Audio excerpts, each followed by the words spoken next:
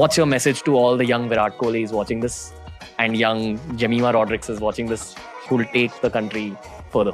I'm so glad you used the second name. I think when I watch the women's league, it's like watching a new emerging kind of activity. Vikings would always invade with the women as well. Okay, all right. We need to be Vikings now. You notice I'm not disputing it. So, why are you doing this podcast? I'm doing this podcast, one, because I like you. That's right, ladies and gentlemen. This is Dr. Jayaankar, the Minister of External Affairs on TRS. Possibly the most requested episode we've had in the longest time because we've done so much geopolitical content and this legend has come up so much on the show that we just had to bring him on TRS. Keep in mind, this is a very short episode. There was a time constraint because of schedules on that particular day.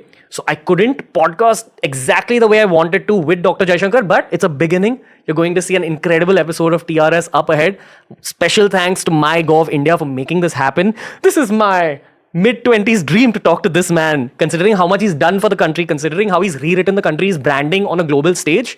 This was a great icebreaker with the legend. As I said earlier, I was a little nervous to speak to the cabinet ministers, but Dr. Jayaankar made me feel extremely comfortable.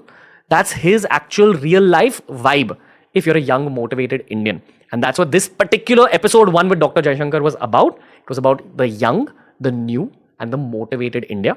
I hope you enjoy this particular episode. I hope every single young Indian watches this episode because, to be honest, jokes apart, we're living through some intense times and we need to turn to people like Dr. Jayaankar for guidance about the future. So, I'm going to let you slip into the episode. It is a slightly shorter episode. We will come back with a much longer one with Dr. Jayaankar. But for now, enjoy this legendary piece of TRS.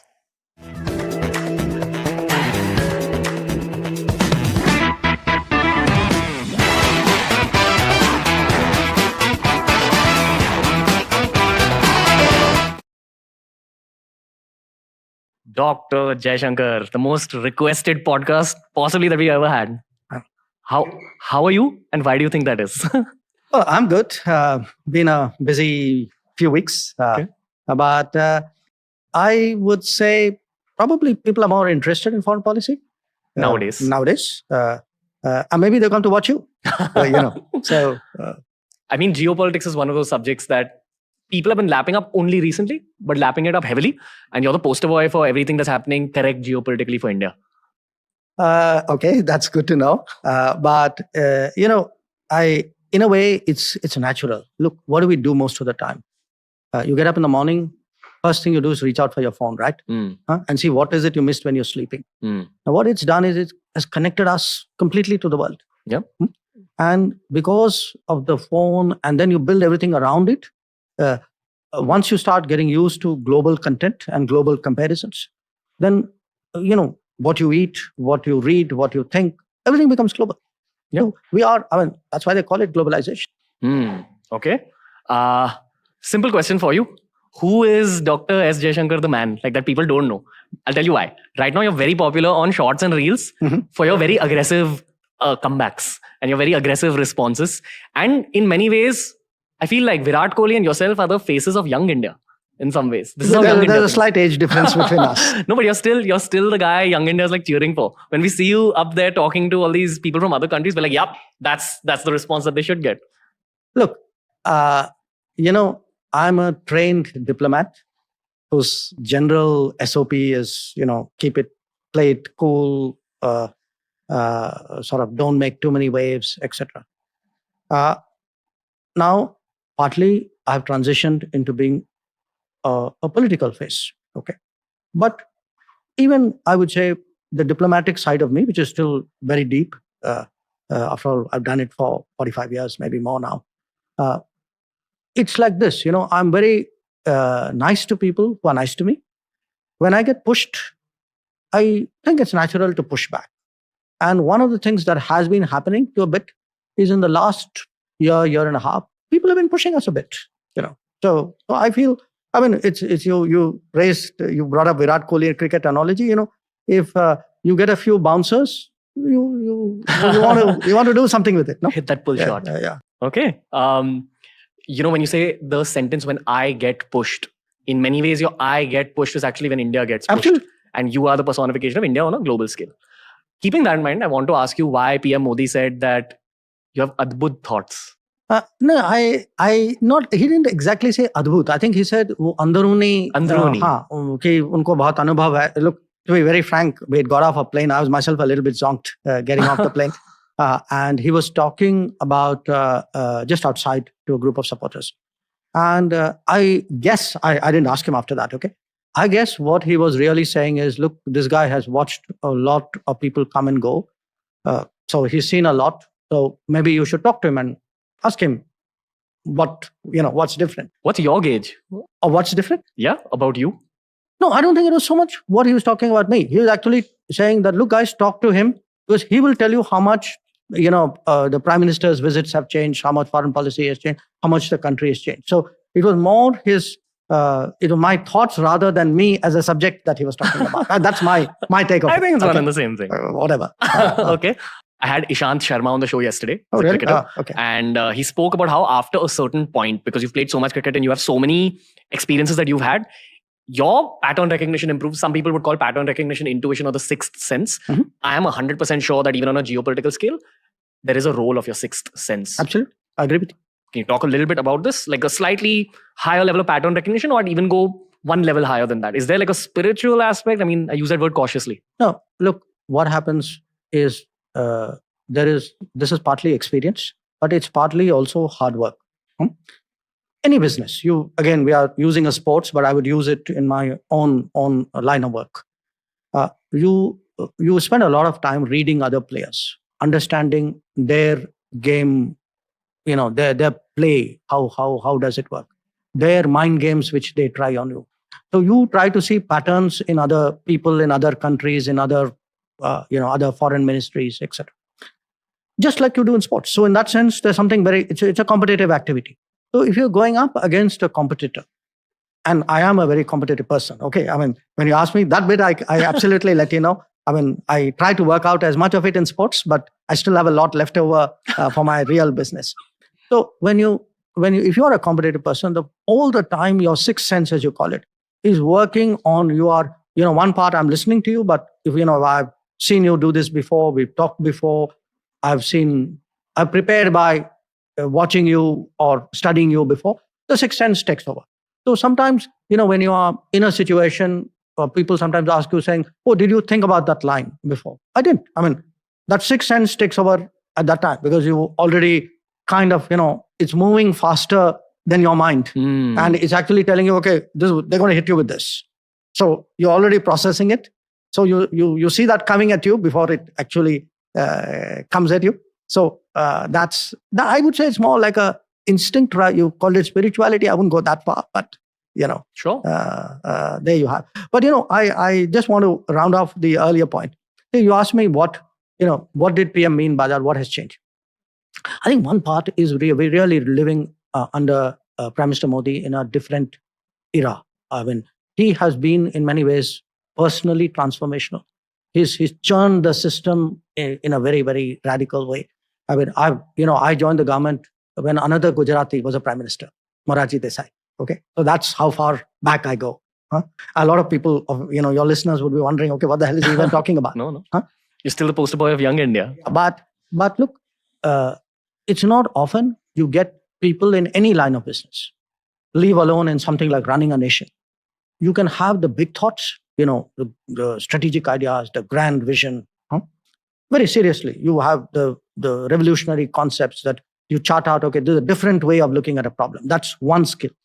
And then you have going down to the details saying, okay, this needs to be tweaked, that detail needs to be looked at, this problem needs to be fixed. Guys, you haven't done the backup on this.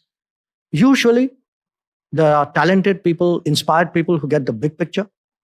There are people who are very grounded, who kind of drill down. It's very rare to find it in one person. And that, I would say, to me, is a very singular quality of Prime Minister Modi. Yeah. And that makes it in a way, very interesting to work with him, but it makes it very challenging because he can challenge you right up there. He can challenge you right down there, What's your current challenge? Look, the world's a tough place right now. We barely come out of this COVID thing. You had this Ukraine conflict and all the consequences which came out of it, energy, food, inflation, fertilizer. If we had not handled it well, we actually, the Indian consumer today, the average person, you and me, it would have actually hit us in our pockets. We would have seen much higher inflation. We'd be paying much more for our oil than we are. So I'm actually looking at the world where everything is coming at me at the same time. There's a health issue coming at me. There's an energy issue coming at me. I have a set of border problems on the border areas with the Chinese. I have the pending, the old problem with the Pakistanis who, have been doing terrorism for so long. And at the same time, I'm growing. My people are traveling abroad. And for me, one big part is how, foreign policy is not a kind of a board game or an academic exercise. It actually affects every person. So in my own mind, it's like, how do I get this foreign policy for you personally, right? How do I secure you when you travel? How do I look after you when you get into problems? How do I make sure if you're a student that you can work on the side and support yourself? Or that, you don't have to wait for 2.5 years for a visa by a foreign embassy. So it's, as I said, I've also learned it's the small things, it's the big things. You got to get them both right. The one truth I've learned about geopolitics is that it's money oriented. If you have the money, it helps you geopolitically. The second truth I've learned is that, and this I've learned in the last 3 days speaking to the cabinet ministers, all right, is that the role of entrepreneurs is just do your own thing, create employment, increase the exports of the country, help the country become richer. Would you like to give the youth and especially entrepreneurs any other geopolitical advice when it comes to this? I don't want to use the phrase India versus China, but this whole scenario. How can we help? No, I think you're smart not using that phrase India versus China for this reason. Yes, we have issues with China, but that's not the only issue. I mean, we have to be fundamentally competitive. If I do not have the factories, if I do not have the as you say, the entrepreneurship, the businesses, the startup, the agriculture, the infrastructure, it's not just the Chinese. The rest of the world will also run over me. So, it is at the end of the day, there are roughly 200 nations in the world. Okay, maybe about 125, maybe much smaller. Okay, after that, once you start grading them, there will be a zone. Okay, there'll be a zone of countries who constantly compete with each other. They could even be friends. The US and Europe are friends. They compete like hell. Okay, so you'd have a Europe, you'd have an America, Russia, China. Then you add, maybe countries who are economically smaller than us, but they would compete in certain fields. So, I mean, say, for example, you have a Vietnam. Vietnam is a much smaller economy. But the fact is, Vietnam competes when it comes to certain kinds of investment. Okay. So, the bottom line, I think what the young people need to know is that today, it is all about building strengths.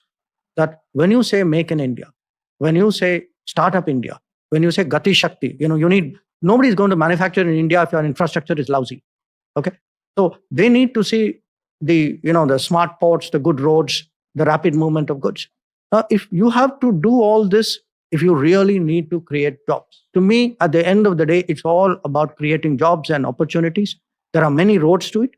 Even foreign policy, I would say, especially foreign policy, is one road, which is our job is also to market India, to brand India, to make India a magnet so that the rest of the world says, okay, these are responsible guys, these are safe guys, let's go and do business.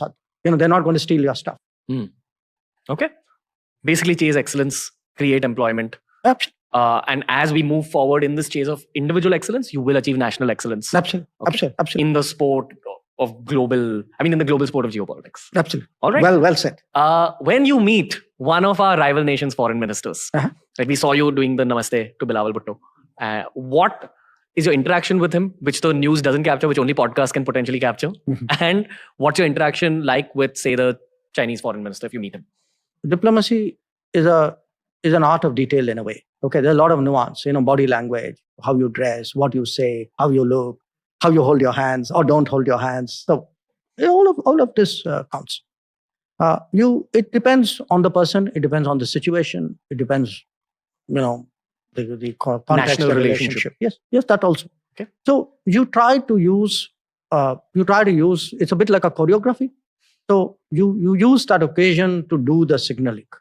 I could modulate it depending on that. So it would depend on the situation. So there are times and occasions. So I wouldn't say there's a single formula. Okay. Very raw question for you. Oh, please. So pardon me if I'm crossing a No, line. no, here. no. What's the most pissed off you've gotten at one of these meetings? I'm sure something would have been said that just irritated you as a human being. And what was your response? And you don't need to name, or you can name if you wish. Rarely by personal things, because mostly I've learned to absorb it. I take it's par for the course for me. Okay. So, What happens is things do get under my skin, and I give you a recent example. I've spoken about it. I was actually landed, I forget, from Bangalore or something on a plane, and I saw this picture of this guy climbing up the Indian High Commission in London and trying to pull down a flag. So absolutely, it got under my skin. So, or if people, they try and score points, I personal points, I just shrug it. Okay, I put. But if I feel in some way the collective I, in some way, is demeaned or attacked or something, yes, that's when I get pushed. Okay, I mean that I, as you rightly said, is not me the I, but I the India. But that sense that somewhere, if you're not given the respect, or you're not, if your people are condescending, or sometimes people ambush you. Okay. And professionally, when do you feel the most alive? Like, when do you feel that you were born to do exactly this? That's a feeling which kind of grew on me over a period of time. Part of it was, I actually studied international relations, which is not that usual for people in diplomats. Now, I'm only the second foreign minister who's actually been a diplomat. Natwar Singh was the only other guy who'd been in that. So, in a sense, my studies, my first long profession, my current responsibility, and even I had a brief break in business. Even that was international. I was with the Tata Group, and they gave me a kind of role in international business. So I've been in that sense, that feeling that you're bound to do this, frankly, has grown a lot. And in a way, I also came from a household which was very international. I live international. I mean, my family relationships are international. I spend most of my time international. So I guess it's sort of in you. Okay. But at this stage of your life, is there any moment? Occasionally, I do give lifestyle advice to younger people. Rarely, mostly when they ask. Okay. I don't dispense otherwise. I tell people, look, if you really like doing something, you'll be very good at it.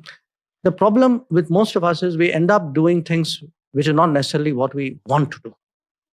It's what we're told to do. It's what we're told to do, or circumstances make you. Sure. Okay. So for me, look, I always liked reading about the world. I like listening to music of the world. I like eating global food. Sometimes consuming YouTube podcasts. It's been a mix of all of that. So that what you say, we are bound to do it. Yeah, sure. I mean, all of this gets into that. Yeah, it's a natural. Okay, all right. Yeah. This is a question that comes from the engineer inside me. Are you following the AI revolution based on whatever's happening in the world? I'm sure you are. I mean, that was just an intro to the question. Okay, that's podcasting techniques. Let's talk a little bit about the role of AI. I would love for you to also give an input on the role of quantum computing, because it's come up in geopolitical conversations. Mm-hmm. How do you look at it from your perspective? The future of technology. I don't know if you should watch this show called Black Mirror. No, I haven't. Okay, it's about the technologies that are upcoming. And Yuval Noah Harari says that the stuff they've shown in Black Mirror is so realistic. It's either already happening or it's going to happen in 5 to 10 years. Or it'll happen once you watch the show. Possibly. Because science fiction determines where science goes. But do you follow whatever's happening in the world of engineering technology, and how do you look at it affecting our country, our foreign policy, etc., etc.? I'm not an engineer, and I'll give you what I hope is like a common sense answer from my perspective. And I'll take you back actually to your first question. Sure. You asked me, do I watch patterns? Okay. Sure, I watch patterns. That's how I do my business. That's why I think I can be good at my business. Now, just imagine, I am humanly, because I have limited capabilities as a human being, I'm watching the patterns of 200 people who I deal with every day. Imagine if I could process the patterns of 200 million people. Okay. That's the world which you are talking about. That with each one of us, we are like a walking emitter of electronic patterns. Okay. What you download, what you say, what you listen to, what you buy, what you eat. You're creating, earlier on, there would have been a pattern, but you couldn't see it. Okay. Today, that pattern is organized. It has actually become a business. It has become politics. It has become strategy. It is actually, at the end of the day, this how do you sort of mega process patterns, and that then gives you a fantastic edge. So I mean, imagine a Virat Kohli who has at his fingertips everything about everybody is ever going to be batting against. Man, that's a dream world, isn't To it? be able to predict each delivery, each strategy. So maybe the way we should build out artificial intelligence as humans is we should develop an AI-based assistant for you. For you to be able to, that's Don't worry, it'll happen. or is it already happening? You never know. Okay. How often do quantum computing conversations come up? Because it's come up on the show from a geopolitical perspective. The first country that cracks it will. Right now, actually, if you ask me what's right on our plate, it's much more semiconductors. There's this whole chip war which is going on. You can say a tech war which is going on. So a lot of what we are doing today is about that. And it's about how do you actually prepare for an era where, sort of chips, you can say, is the new oil. And in fact, I was a week ago in Europe, and thereafter with the PM at the Quad in Japan, and a big part of those conversations were really about how countries cooperate to ensure what we call trusted collaboration, which is countries who have that faith in each other, who have similar systems. We use the word like-minded. These are normally market economies, democracies, how people with companies who follow company ethics and rules, like we know. How do these countries really come together and create a kind of a supply chain? Now, here's the bit which I think particularly your younger listeners should look at. There was a time 10 years ago, well, maybe more, 7-8 years ago even, I used to go around telling people, saying, look, you need to open up your economy more, mobility. There's Indians who would be looking for opportunities to work, because we really started, especially under Prime Minister Modi, one thing he keeps dinning into us, think of the world as a global workplace. Okay, this is one regular message we get from him in every possible way. As a global workplace? Global workplace. That don't think, your work opportunities could be anywhere. Now, it's your job in foreign policy to open up those doors. Okay. Why should a talented Indian be restricted? Okay. Now, if you are going to work everywhere, and this doesn't have to be rocket science, okay? I mean, you have people working in merchant shipping and air crews, in blue-collar jobs, in professional jobs, a chartered accountant, any profession you take, how do you actually give a full kind of space for Indian talent to do its best? Now, coming back to this, I find because today we are moving into that tech competition or tech wars era, there's a huge demand today for trusted talent, for people who play by the rules, who understand how the international business systems work, skilled people, talented people. And these are the age group, we are looking at kind of below 35s. They are massively in demand in the world. And we just came out of Australia. We did a mobility agreement. The week before, I signed one with Austria. Austria, is not a country which you immediately think of in terms of migration. Done it with Germany, with a number of European countries, and even with the US. Prime Minister is going to be going there next month. A lot of it is, look, how do we create the flows? Now, these kind of flows are going to be very different. It's like the world. You are very familiar, perhaps more than me. Your habits change. People don't have to leave India anymore to work somewhere. The global workplace doesn't mean you shift your place. It just means your employer doesn't have to be in the same town or the same country, or the service you render doesn't have to be there. So that's the kind of world, we are getting prepared for. So for me, if you look at the tech space, the global workplace, the mobility, the semiconductor, the what called critical emerging technologies, this is really what is sucking up the oxygen. When I was growing up in the 2000s and early 2010s, you'd often go for family functions where the families would encourage the kids to leave India. And that used to piss me off when I was a kid. Why do you want to leave your country? Let's do something for the country. Maybe that's just the cricket fan in me talking, but it led me in the right direction. More than half of all the engineering students with me in college left the country. A lot of them wish to come back. I want you to directly address those people who are on the fence about coming back. How do we reverse this brain drain problem? That's one part of the question. 2, please address the parents who still want their kids to leave the country. And please address the kids who want to leave the country for whatever reason. Look, I would define the issue differently from you. Sure. If you define it as, brain drain, here's our country, there is abroad, why are you leaving? You're making it a kind of choice which you may not necessarily get the outcomes you want. Okay. I put it to you very differently. It's, the world's like a kind of a membrane. Huh? You can go in and out. And actually, that's what's going to happen. I've actually encountered a lot of people who do a job, go abroad, do a job, come back, go again abroad. The days when you said, oh, if I leave a foreign country and come back to India, oh my God, maybe I'll never go back again. Now that's no longer the case.